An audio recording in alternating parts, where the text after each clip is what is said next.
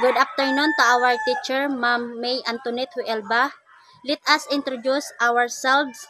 My name Monica R. Magdinas. I'm Mariandal D. Gali. Marvin Jake Cadillos de la Cruz Gali.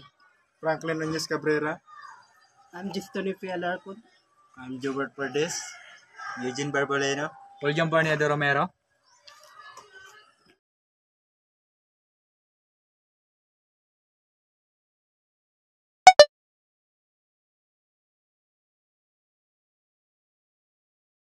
This is our report about the Life Bank Foundation Incorporation, Ikabuhi Microfinance Program, how to become a member of your institution, the enterprising for women only, and only one member per household, 18 to 60 years old, healthy and physically fit, separated women or widowed prioritized.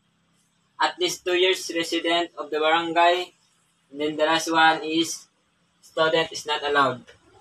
And then what are the process on applying for loan? This is the provide to picture, barangay clearance, co-maker, co-person. How much money can release the first timer loaner? The first timer loaner is 3,000 to 10,000.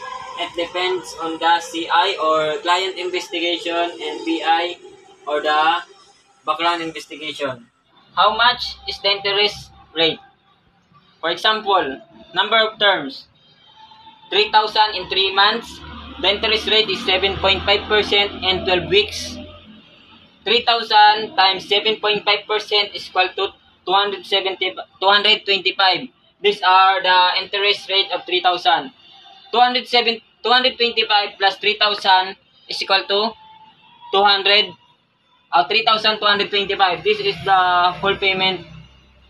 3,000 divided by 12 weeks is equal to 475.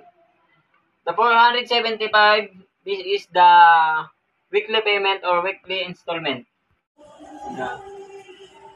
What happens when the debtor will not pay his or her amortization on time? Is there fine or penalty? No penalty. But on your partner or the co-maker is the second responsible to pay it and receive demand letter at least 3 times before going to the barangay. What are the pros and cons of your business to your customer, members, and to the whole community?